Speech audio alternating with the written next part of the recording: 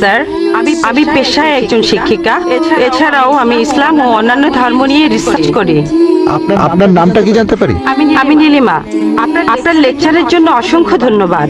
তবে আমি কিছু ব্যাপারে একটু জানতে চাই।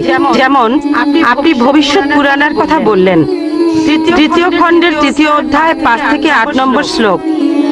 আমি আপনাকে আরেকটা ব্যাপার জানিয়ে রাখি যে হয়তো আপনিও এটা জানেন। ধরেন ঈশ্বর যে নবীকে পৃথিবীতে পাঠান, সেই নবী তার উদ্দেশ্যে বলা ভবিষ্যৎবাণীগুলো পূরণ করবেন। যদি সেই নবী অর্ধেক বা তার কম ভবিষ্যৎবাণী পূরণ করেন, তাহলে তাকে নবী বলা যাবে না। এটা একটা সাধারণ যুক্তির ব্যাপার। এবারে ভবিষ্য পুরাণার কথা বলি। আপনি সেই ম্লেচ্ছ নেতার কথা বললেন আর বললেন তিনি নবী মোহাম্মদ ছাড়া আর কেউ নন। আচ্ছা, আমি আপনার কথার প্রথম অংশটা মেনে নিচ্ছি, কিন্তু পরের অংশটা আপনি ব্যাখ্যা করে বলেননি। এখন আপনাকে বলি, ম্লেচ্ছ একটা সংস্কৃত শব্দ, আর সংস্কৃত ডিকশনারি অনুযায়ী ম্লেচ্ছ শব্দটার অর্থ অন্যায্য অথবা পাপী অথবা খারাপ লোক। ম্লেচ্ছ শব্দটার এই ৩টা অর্থ হয়। তাহলে কি বলা যায় মোহাম্মদ ছিল পাপী অথবা খারাপ লোক? আরেকটা ব্যাপার হলো, এই ভবিষ্যৎবাণীর দ্বিতীয় শর্তটা, সেটা হলো তিনি একটা মরুস্থলে জন্মাবেন। মরুস্থল এর অর্থ মৃতদের স্থান, কারণ মরু শব্দটা এসেছে সংস্কৃত মরু থেকে, যার অর্থ মৃত্যু। তাই এখানে অবশ্যই আরবের মরুভূমির কথা বলা হচ্ছে না, কারণ সেটা ছিল অনুর্বর ভূমি আর যুদ্ধক্ষেত্র। এরপরে আমি ৩ নম্বর পয়েন্টে আসছি। এই ভবিষ্যৎবাণীতে বলা হয়েছে যে এই ম্লেচ্ছ নেতা তিনি গোসল করেন পঞ্চগাভিয়া আর গঙ্গা নদীতে। আর এটা আমরা সবাই জানি যে গঙ্গা নদী, এই নদীটা আরবে নয়, গঙ্গা নদী রয়েছে ইন্ডিয়ায়। এটা পৃথিবীর সবাই জানে। এবার পঞ্চগাভিয়ায় গোসল করা সম্পর্কে বলি। পঞ্চগাভিয়া মানে গরু থেকে উৎপন্ন 5টা উপাদান। এই উপাদানগুলো হলো দুধ, দই, ঘি, প্রস্রাব, গোবর। এখন ভবিষ্যৎবাণীটাকে সত্যি হতে গেলে এই কথাটাও তাহলে সত্যি হতে হবে। আপনি কি আমাকে পবিত্র কোরআনের এমন কোন আয়াত দেখাতে পারেন যেখানে বলা আছে যে মোহাম্মদ গোসল করেছিল গঙ্গার জলে বা সেই 5টা উপাদান দিয়ে, অর্থাৎ দুধ, দই, ঘি, প্রস্রাব আর গোবর? তাহলে আজকে ইসলাম গ্রহণ করব। Thank you sir. বোন, আপনি ঠিক বলেছেন যে ভবিষ্যৎবাণীর কথা বলা হচ্ছে, যদি তার অর্ধেকের বেশি পূরণ না হয় তাহলে ভবিষ্যৎবাণী ভুল। আমি একমত বোন, আপনার সঙ্গে একমত। আমি আপনার 3টি প্রশ্নের উত্তর দেব। দেখা যাক আজকে আপনি ইসলাম গ্রহণ করেন কিনা। এটাও হতে পারে আপনি আমার সঙ্গে একমত হবেন না। আমি যা বলবো আমি একমত। ম্লেচ্ছ এই শব্দটা 3টি অর্থ আছে। ম্লেচ্ছ এর একটা অর্থ হলো অনার্য অর্থাৎ বিদেশি, আরেকটা অর্থ হচ্ছে পাপী, আরেকটা অর্থ হলো খারাপ লোক। আর দেখবেন ইন্ডিয়ায় হিন্দুরা সাধারণত মুসলিমদের বলে থাকে ম্লেচ্ছ। তারা যখন এভাবে বলে তারা আসলে বোঝায় পাপী আর খারাপ লোক, কিন্তু এর আরেকটা অর্থ হলো বিদেশি। যখন আমি লেকচারে কোনো ধর্মগ্রন্থ থেকে উদ্ধৃতি দেই, সেখানে একটা শব্দের যদি অনেক অর্থ হয়, ব্যাপারটা এমন না। ধরেন শব্দটার 4টা অর্থ আছে, তার মধ্যে 3টা অর্থ এখানে খাটে না, মাত্র একটা ঠিক হলেও অর্থ সঠিক হতে পারে। যেমন ধরেন কোরআন বলছে তোমরা শূকর খেও না। আজকে যদি ডিকশনারি খোলেন, এই শূকর শব্দটার একটা অর্থ হলো পুলিশ অর্থাৎ পুলিশ অফিসার। তাহলে একটা অর্থ শূকর, আরেকটা অর্থ পুলিশ অফিসার। তবে কোরআন বাইবেল এটা বোঝায়নি।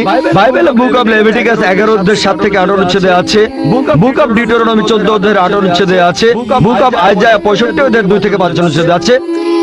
বলা হয়েছে তোমরা শূকর খেও না, কিন্তু পুলিশকে বোঝায়নি বাইবেল। যদি আপনি বিভিন্ন ধর্মের ছাত্রী হয়ে থাকেন, যদি 10টা অর্থ থাকে, সেখানে একটা অর্থও খাটে, দেখতে হবে সেটা সঠিক কিনা। দুটো সঠিক হতে পারে, 3টা সঠিক হতে পারে, সবগুলো সঠিক হতে পারে, কিন্তু যদি মাত্র একটা অর্থ সঠিক হয়, এতেও ভবিষ্যৎবাণীটা ভুলে যেতে পারে। আমি আপনার সঙ্গে একমত যে ম্লেচ্ছ এর একটা অর্থ অনার্য, ইন্ডিয়ানদের দিক থেকে একজন বিদেশি। আর আমি আমার লেকচারে তখন বলেছিলাম ম্লেচ্ছ শব্দের অর্থ হচ্ছে বিদেশি। আর আপনি ভুল পথে গিয়ে বলছেন এখানে ম্লেচ্ছ মানে হচ্ছে পাপী। আপনি আসলে এখানে ভুল বুঝেছেন বোন। যদি আপনি বলেন কোরআন আর বাইবেল বলছে পুলিশদের খেও না, তার মানে আপনি বিভিন্ন ধর্মের উপর ছাত্রী নন, আপনি তাহলে এক পেশে। একটা অর্থে যদি ভবিষ্যৎবাণীটা পূরণ হয়, আরেকটা কথা যদি সন্দেহ থাকে, আমি আরো 10টা পয়েন্টের কথা বলেছি, সবগুলোকে খণ্ডন করতে পারবেন না। আরেকটা বললেন মরুস্থল, এটার একটা অর্থ আমিও একমত, মৃতদের স্থান। তবে সংস্কৃতিতে মরুস্থল শব্দটার আরেকটা অর্থ হচ্ছে বালুময় স্থান। আপনি আজকে ডিকশনারি চেক করেন, সেখানে দেখবেন আমাদের ইসলামিক রিসার্চ ফাউন্ডেশনে এখানে সংস্কৃত ডিকশনারিও আছে। আমি বিভিন্ন ধর্মের উপর ছাত্র, এটা মানছি যে একটা অর্থ হচ্ছে মৃতদের স্থান, আরেকটা অর্থ হচ্ছে বালুময় স্থান, কিন্তু ভুল অর্থটা আপনি নিচ্ছেন কেন? তাহলে তো আপনি ভুল পথে চলে যাবেন। যদি পারমুটেশন আর কম্বিনেশন গুলো দেখেন, অন্য যে পয়েন্টগুলো বলেছি সেগুলো পুরোপুরি সঠিক। এখানে আপনাকে সঠিক উত্তরটা বেছে নিতে হবে। তাহলে মরুস্থল শব্দটার একটা অর্থ হলো বালুময় স্থান বা মরুভূমি। আপনার তৃতীয় প্রশ্নতে আসি, আপনি ইসলাম গ্রহণ করবেন ইনশাআল্লাহ। তৃতীয় প্রশ্নটা, আমি যে ভবিষ্যৎবাণীটার কথা বলেছি যে নবী মুহাম্মদ সাল্লাল্লাহু আলাইহি সাল্লাম পঞ্চগর্ভে গোসল করেছিলেন গঙ্গা নদীতে, এখানে বুঝে নিতে হবে যখন আমরা বলছি যে হিন্দুদের রীতি অনুযায়ী যে কেউ পঞ্চগর্ভ বা গঙ্গায় গোসল করবে তার অর্থ বিশুদ্ধ হবে। একটা অর্থ শারীরিকভাবে গঙ্গায় ডুব দিলেন, আমারও মনে হয় না নবীজি ইন্ডিয়া এসে গঙ্গায় ডুব দিয়েছিলেন। আরেকটা অর্থ বিশুদ্ধ হওয়া, তখন ব্যাখ্যা করিনি কারণ লেকচারটাই অনেক লম্বা ছিল। এই টপিকটা নিয়ে আমি সারাদিন কথা বলতে পারি, আমি এখানে খুব বিস্তারিত বলিনি। আমি প্রত্যেকটা ভবিষ্যৎবাণী নিয়েই আরো কয়েক মিনিট বলতে পারি, সব মিলিয়ে ঘন্টা খানিক বলতে পারবো। এখানে পঞ্চগর্ভে গোসল করা মানে হচ্ছে বিশুদ্ধ হওয়া। এখানে প্রসঙ্গটা বুঝতে হবে, শারীরিকভাবে গোসল করার অর্থ এখানে বলা হয়নি। আর আপনি গঙ্গার পানিতে ডুব দিলেই বিশুদ্ধ হয়ে যাবেন এমন কোনো নিশ্চয়তা নেই, বিশুদ্ধ না হওয়ার সম্ভাবনাই বেশি। এটা হচ্ছে হিন্দুদের রীতি অনুযায়ী বলা, তাই এখানে ভবিষ্যৎবাণীটা বলছে যে নবী মুহাম্মদ সাল্লাল্লাহু আলাইহি সাল্লাম পঞ্চগর্ভে গোসল করেছিলেন। তার মানে এই না যে তিনি এখানে এসেছিলেন, মানে হলো আল্লাহ তাআলা তাকে বিশুদ্ধ করেছিলেন। আমরা বিশ্বাস করি যে আল্লাহ তাআলার সকল নবী, সকলেই হোক তিনি মুসা বা ঈসা আলাইহিস সালাম অথবা মুহাম্মদ সাল্লাল্লাহু আলাইহি সাল্লাম, তারা সকলেই ছিলেন মাসুম, তারা ছিলেন নিষ্পাপ, ছিলেন বিশুদ্ধ। তাহলে আল্লাহর সকল নবী, আল্লাহ যাদের পৃথিবীতে পাঠিয়েছিলেন, আমরা মানি যে তারা সকলেই নিষ্পাপ, সকলেই মাসুম, সকলেই বিশুদ্ধ। তাহলে আপনার উত্তরটাও পেলেন। আশা করি ইনশাআল্লাহ আপনি ইসলাম গ্রহণ করবেন বোন।